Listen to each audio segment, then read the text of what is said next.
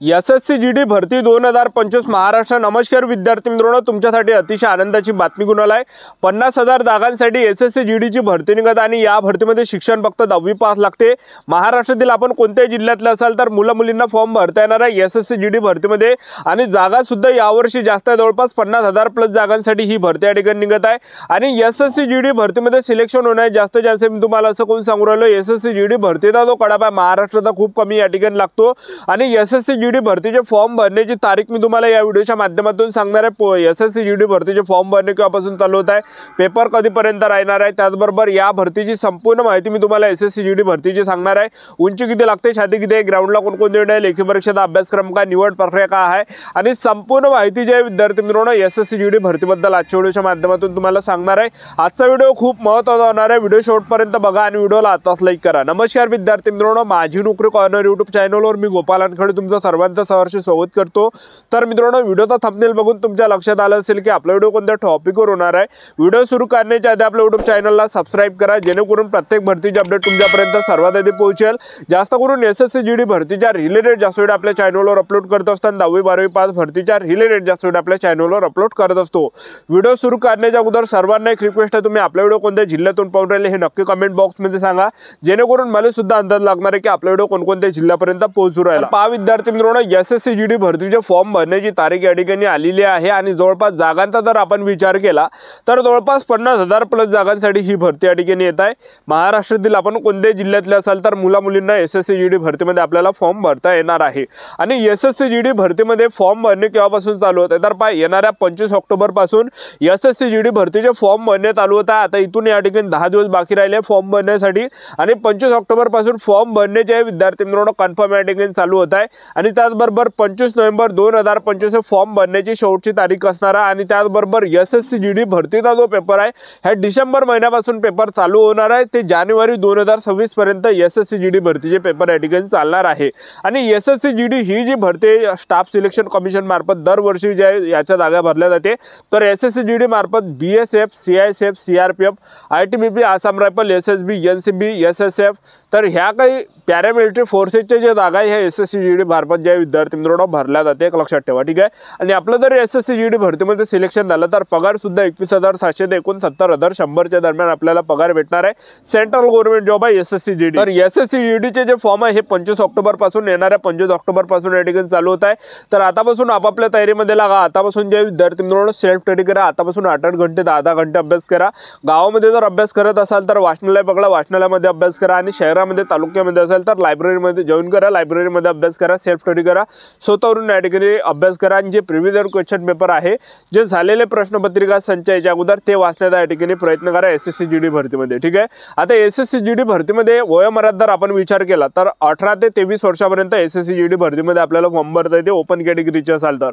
आणि तुम्ही जर एसएसटी कॅटेगरीचे असाल तर 18 ते 28 वर्षापर्यंत आपल्याला फॉर्म भरता येणार आहे। आणि ओबीसी कॅटेगरीचे विद्यार्थी 18 ते 26 पर्यंत, एसएसटी कॅटेगरी 18 ते 28 पर्यंत आणि ओपन कॅटेगरी 18 ते 23 एवढे वयोमर्यादा। आणि फीचा जर विचार केला तर जनरल ओबीसी डब्ल्यूएस कॅटेगरीसाठी 100 रुपये फी राहते आणि एसएसटी कॅटेगरीला 1 रुपया सुद्धा यामध्ये फी लागत नाही। एक सर्व्हिसमॅन असाल तर 1 रुपया सुद्धा आपल्याला फी लागत नाही, एक लक्षात ठेवा, ठीक आहे। आणि ही जी भरती आहे नोकरीचं जे ठिकाण आहे हे संपूर्ण भारत नोकरीचं ठिकाण असते एसएससी जीडी भरतीमध्ये। तर सर्वात पहिल्या टप्प्यामध्ये एसएससी जीडी भरतीमध्ये आपला काय असणार आहे, पेपर आहे। दुसऱ्या टप्प्यामध्ये आपला ग्राउंड आहे, त्याचबरोबर तिसऱ्या टप्प्यामध्ये डॉक्युमेंटेशन, मेडिकल अशी संपूर्ण निवड प्रक्रिया एसएससी जीडी भरतीची आहे। तर सर्वात अगोदर एसएससी जीडी भरतीमध्ये आपलं काय असणार आहे, यामध्ये पेपर असणार आहे।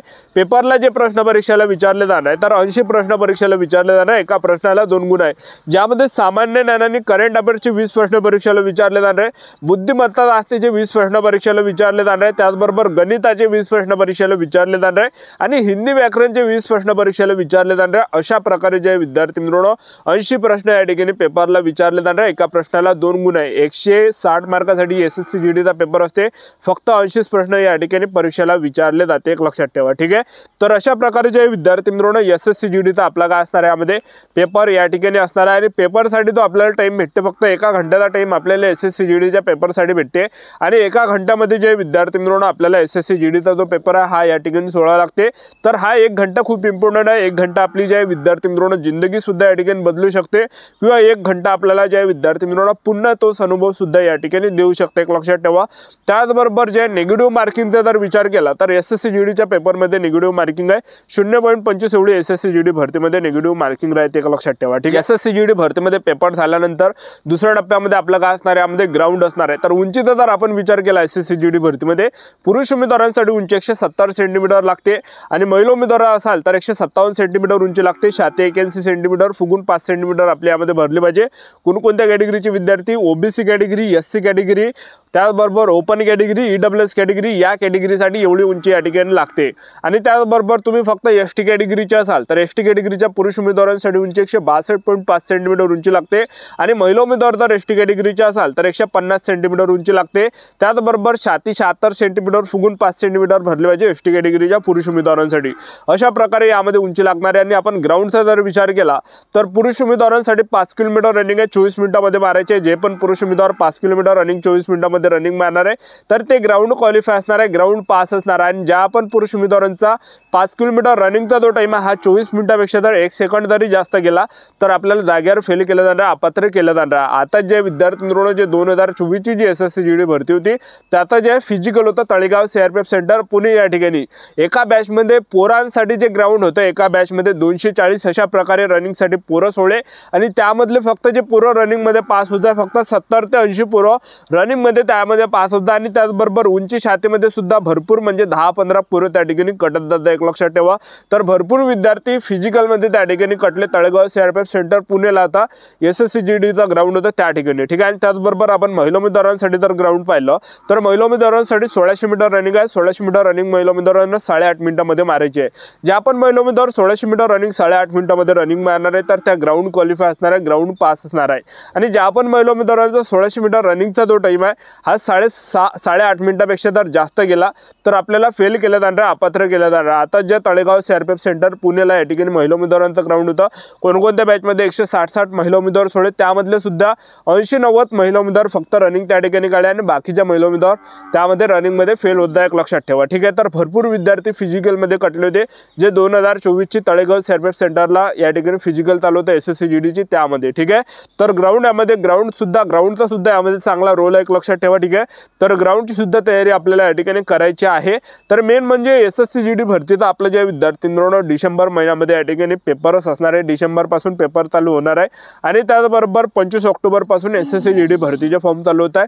25 नोव्हेंबर 2025 फॉर्म भरण्याची शेवटची तारीख आहे। तर चांगली सुवर्ण संधी तुमच्यासाठी चालू येऊन राहिली। तर ही सुवर्ण संधी जे विद्यार्थी मित्रांनो हातातून जाऊन नका देऊ, कारण की SSC GD भरतीमध्ये सिलेक्शन होण्याचे जास्त चान्सेस आहे। आपल्या महाराष्ट्राचा जो कडाबा हा खूप कमी या ठिकाणी जातो, एक लक्षात ठेवा।